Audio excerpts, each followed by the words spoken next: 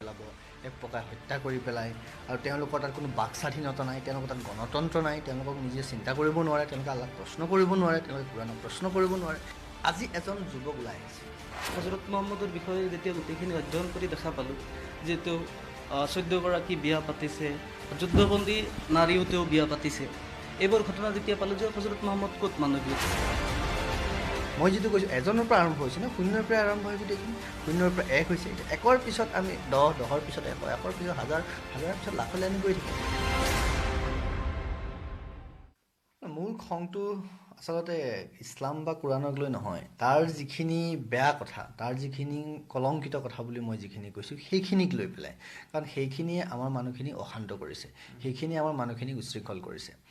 আপোনালোকে দেখিলে সৌসিনা তিনিচুকীয়াত প্ৰতিবাদ কৰিছে, আপোনালোকৰ তাতে মই দেখা পাইছোঁ।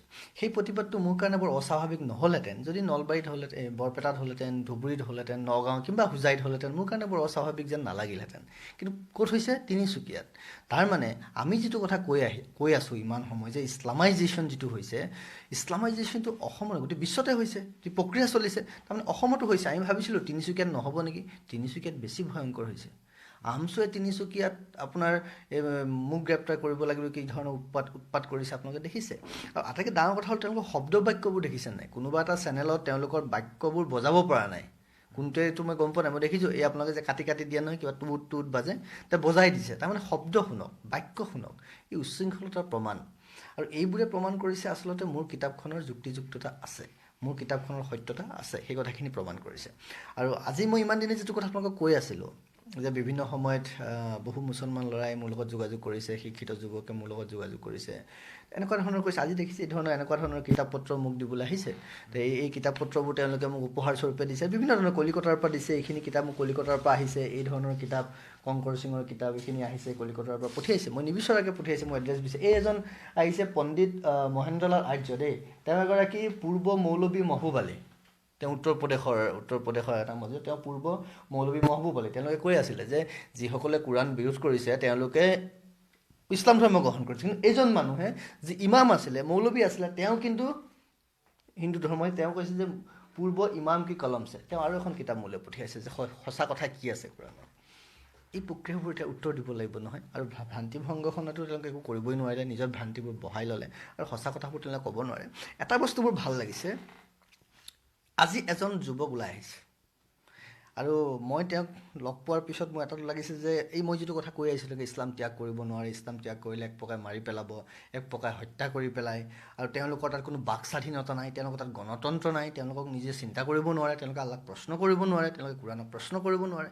এই গোটেই কথাবোৰৰ প্ৰমাণ হৈ গৈছে। প্ৰমাণ হৈ পেলাই তেওঁ আজি আহিছে, তেওঁ মোক কিতাপখিনি দিছে।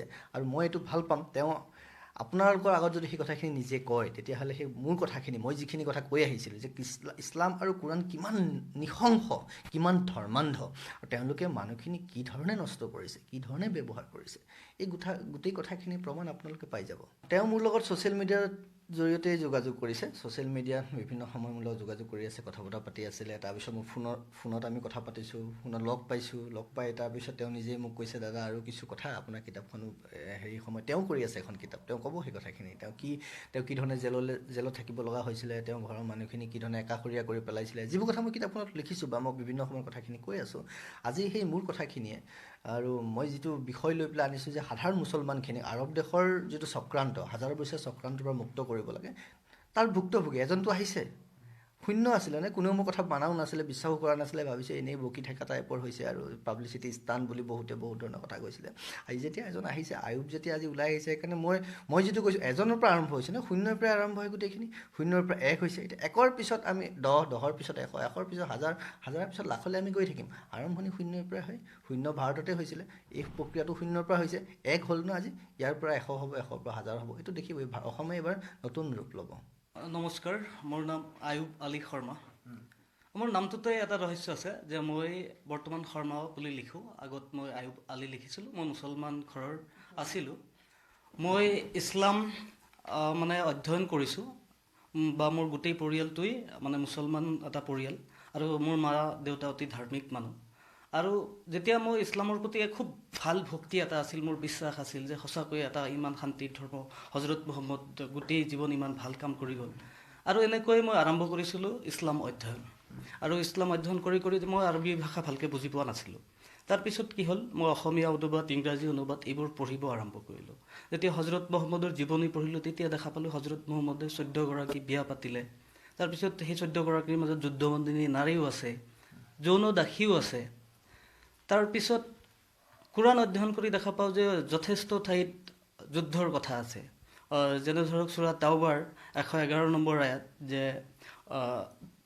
আল্লাই বেহেস্ত দিনাৰ বিনিময়ত মুমিনসকলৰ পৰা জান মাল এইবিলাক কিনি লৈছে, গতিকে আল্লাহৰ পথত যুদ্ধ কৰি মৰিব লাগে অথবা মাৰিব লাগে। তো এইবোৰ কথা যেতিয়া মই পালোঁ, সেইবোৰ কথা মই মৌলবী মুফতিবিলাকৰ লগত আলোচনা কৰিব আৰম্ভ কৰিলোঁ যে এইবোৰ আচলতে কোৰাণত এনেকুৱা কথা কিয়, য'ত নেকি আমি ইমান শান্তি বুলি ভাবি আছিলোঁ। তেওঁলোকে তেতিয়া সঠিক উত্তৰ দিব নোৱাৰি মোক ক'লে যে আচলতে এইবিলাক পঢ়িব নালাগে, অসমীয়া অনুবাদ পঢ়িব নালাগে বা কোনো অনুবাদেই পঢ়িব নালাগে। তেতিয়া ক'লো কিয় পঢ়িব নালাগে, ইয়াত ভুল লিখিছে যদি মোক দেখুৱাই দিয়ক। ডক্টৰ জহুৰুল হকৰ দৰে মানুহ এজনে ইমান ইছলামৰ ক্ষতি কৰিব, সেইটো আমি মানি নলওঁ, গতিকে আপোনালোকে দেখুৱাই দিয়ক। তেওঁলোকে সেইটো ভুল দেখুৱাই দিম বুলি কৈ মোক বছৰৰ পিছত বছৰ ঘূৰাইছে, কোনোদিন ভুল উলিয়াই দিব নোৱাৰিলে। তাৰপিছত এটা সময়ত তেওঁলোকে মই বিভিন্ন কথালৈ তেওঁলোকৰ লগত গৈছোঁ যে আচলতে এই যে যুদ্ধবন্দিনী নাৰী বা যুদ্ধবন্দিনী নাৰী যিবিলাক পাইছিল, কিয় যুদ্ধ কৰিব লগা হৈছিল? যদি ইছলাম শান্তিৰে হয়, শান্তি প্ৰচাৰ কৰিবলৈ হ'লে মানুহ মাৰিব লগা হৈছিল কিয়? বদৰৰ যুদ্ধ, উহদৰ যুদ্ধ, খায়বৰ যুদ্ধ, এনেকৈ প্ৰায় শতাধিক যুদ্ধ, ইমান যুদ্ধ কৰিব লগা হৈছিল, ইমান মানুহ মাৰিব লগা হৈছিল কিয়?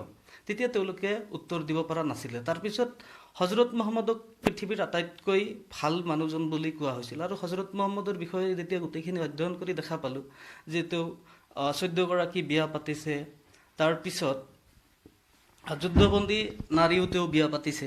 এইবোৰ ঘটনা যেতিয়া পালোঁ যে হজৰত মহম্মদ ক'ত মানৱীয়, তেওঁ নিজৰ পুত্ৰ বোৱাৰী মানে যাই তেওঁৰ পুত্ৰ আছিলে, পালক পুত্ৰ আছিলে, তেওঁ নিজে ডাঙৰ দীঘল কৰি লৈছিলে। লোৱাৰ পিছত সেই পুত্ৰ বোৱাৰী জয়নবকো তেওঁ বিয়া পাতিছিলে। তাৰপিছত 6 বছৰীয়া, তেওঁৰ বয়স তেতিয়া সম্ভৱতঃ 53-50ৰ ওপৰত। তো সেই 53 বছৰ বয়সত তেওঁ 6 বছৰীয়া শিশু আইচাক বিয়া পাতিলে। তো 9 বছৰত তাৰ লগত শাৰীৰিক সম্পৰ্ক কৰিলে, যিটো নেকি ভাৰতৰ আইনত বা আজি যদি আমি চাওঁ যে এজন এই 53 বছৰীয়া মানুহে 6 বছৰীয়া শিশু বিয়া পতা, 9 বছৰত শাৰীৰিক সম্পৰ্ক কৰা, এইবোৰ দেখোন আমাৰ দৃষ্টিত কোনো পৰ্যায় ভাল হ'ব নোৱাৰে। তাৰপিছত এটা সময়ত কি কৰিলে যে এই গোটেই মানে এই ধৰ্ম ইছলাম নামানে, এই নাস্তিক হৈ গৈছে, গতিকে আমি নাস্তিকৰ লগত সমাজ পাতি নাথাকোঁ, ইয়াক সমাজৰ পৰা এঘৰীয়া কৰিব লাগে। প্ৰথমে আমাৰ পৰিয়ালটোক সমাজৰ পৰা এঘৰীয়া কৰি দিলে। এঘৰীয়া কৰি দিয়াৰ পিছত মা দেউতাটো ধাৰ্মিক, ঘৰৰ পৰিয়াল দাদা বাইদেউ যিকেইজন আছিল গোটেইকেইজনেই ধাৰ্মিক। তেওঁলোকে ক'লে যে আমিতো ধাৰ্মিক মানুহ, গতিকে আমাক কিয় এঘৰীয়া কৰা হ'ল? তেওঁলোকে তেতিয়া ক'লে যে আপোনালোকৰ ল'ৰা ইছলামিক নিয়ম মতে যে যিয়ে ইছলাম ত্যাগ কৰে, মুৰ্দাত আৰবী ভাষাত, তেওঁক হত্যা কৰিব লাগে। তাৰপৰা ভাৰতত থকাৰ কাৰণে যদিও হত্যা কৰিব নোৱাৰে, আপোনালোকৰ ল'ৰাক ত্যায্যপুত্ৰ কৰিলেহে আপোনালোকক সমাজক ল'ম। তো মোক ত্যায্যপুত্ৰ কৰাৰ কাৰণে এনেকৈ চাপ দিলে যে মা দেউতা বজাৰ ঘাট সকলো বন্ধ কৰি দিলে, যে আমাৰ পৰিয়ালৰ মানুহে বজাৰ ঘাট, কোনো আত্মীয় স্বজন আমাৰ ঘৰত আহিব নোৱাৰিব। তাৰপিছত এনেকৈ বন্ধ হৈ থাকিল। মই আইনৰ সহায় ল'ম বুলি কোৱাৰ পিছতো মই তেনেকৈ বিশেষ নকৰিলোঁ। তাৰপিছত কি হ'ল, মই আব্দুল্লাহ আল মাছুদ নামৰ মানুহজনৰ সৈতে এটা ফেচবুক লাইভ কৰিছিলোঁ। লাইভতো তেওঁ প্ৰমাণ কৰি দিছিলে, প্ৰমাণ সহকাৰে, যে কৈছিলে যে ইছলামটো আচলতে কোনো ধৰণেই মানৱীয় ধৰ্ম নহয়, ইয়াত মানৱতা নাই। আজিৰ তাৰিখত যদি কোনোবা ইছলামৰ বা হজৰত মহম্মদৰ এটা ভাল গুণ আজিৰ তাৰিখত দেখুৱাব পাৰে, তেতিয়াহ'লে মই ইছলাম গ্ৰহণ কৰিম বা ময়ো কৰিম, এইটো কথা কৈছিলোঁ। তাৰপিছত এইবোৰ যেতিয়া লাইভ হৈ গ'ল, যেতিয়া তেওঁলোকে দেখা পালে আমাৰ সমাজৰ সেই মূল্যবাদী মানুহখিনিয়ে যে ই দেখোন ইছলামৰ এটাৰ পিছত এটা কথা কৈয়ে আছে, তেতিয়া কি কৰিলে, গোটেই গাঁৱৰ ৰাইজ মিলি, মোটামুটি 7খন গাঁৱৰ ৰাইজ মিলি মোক মানে য'তেই পাব হত্যা কৰিব, এনেকুৱা ভাষণ মৌলবীবিলাকে য'তে ত'তে দি আছিলে। এনেকৈ আমাৰ ঘৰখনক তাৰপিছত এটা ঘটনা ঘটি গৈছে যে ইতিমধ্যে নজমুল হক নামৰ মোৰ বন্ধু এজন আছিলে, তেওঁ তেনেকৈ কথাবোৰ লিখিছিল। লিখাৰ পিছত তেওঁক জেললৈ পঠাইছিল। যেতিয়া জেলত যোৱা যায়, জেলত যোৱাৰ পিছত কয়দীবোৰে অত্যাচাৰ কৰি তেওঁলোকক মানে মুছলমান বনাই দিয়ে। ইতিমধ্যে এটা উদাহৰণ আছিলে নজমুল হক। তো নজমুল হক যেতিয়া উদাহৰণ হ'ল, তেতিয়া মোক টাৰ্গেট কৰি ল'লে যে আইবক যদি এবাৰ জেলত পঠাব পাৰোঁ, ই নেক্সট টাইম মুছলমান হৈ ঘূৰি আহিব। কিন্তু মই জেলত থকাৰ পিছত মোৰ ওপৰত জেলত যোৱাৰ পিছৰ পৰা আনকি কোনো উকিলে, অভয়পুৰী সন্থাৰ কোনো উকিলে ওকালতি কৰিব বিচৰা নাছিল, নকৰে। কোনোবা মানে বেলেগৰ পৰা মাতি আনি কৰাব লগা হৈছিল বা কোনোবাই আৰু আন্তৰিকতাৰে কৰিছিল। এজন আৰু সদ্যহতে এজন ওলাইছিল সেই সময়ত, মোৰ হৈ কোনো ওকালতি কৰিব বিচৰা নাছিল। তাৰপিছত জেলত মোক সেই কয়েদীবোৰে বা জেলৰ বাহিৰৰ পৰা টকা দি আহিছিল কয়েদীবোৰক যে আপুনি এই ল'ৰাজনক মাৰধৰ কৰি যেনেকৈ নহওক ইছলাম গ্ৰহণ কৰাই জেলৰ পৰা ওলাই দিব। আৰু তাৰপিছত যিবোৰ কথা যে মই ক'তো মন্তব্য কৰিছিলোঁ, সাম্প্ৰদায়িক সংঘৰ্ষ লগাবলৈ চেষ্টা কৰিছিলোঁ, এইবোৰ এজাহাৰত লিখিছিল। সেইবোৰ এজাহাৰৰ বিষয়ে বাৰু বেলেগ, তেতিয়া তেওঁলোকে আদালতত প্ৰমাণ কৰিব মই ক'ত সাম্প্ৰদায়িক সংঘৰ্ষ লগাব চেষ্টা কৰিছিলোঁ। কিন্তু জেলত থাকোঁতে সেই কয়েদীবোৰে টকা পইচা পাই মোক জেলৰ ভিতৰত যে তই নাস্তিক হৈছা, তই যদি কোনো ধৰ্মই নামানা তো তোক মাৰি আছোঁ, তেনেকৈ মোক বহুত মাৰধৰো কৰিছিল। আৰু জেলৰ ভিতৰত বিভিন্ন ঘটনাই ঘটি গৈছিল, মোক নামাজ পঢ়াবলৈ বাধ্য কৰাইছিল।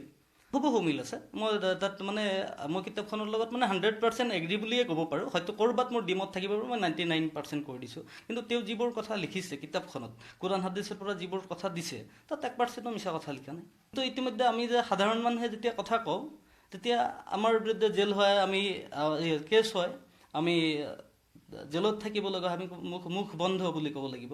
আৰু আজি মই 5 বছৰে নিজৰ গাঁওখনত যাব পৰা নাই। মোক অজস্ৰ হত্যাৰ ভাবুকি আছে।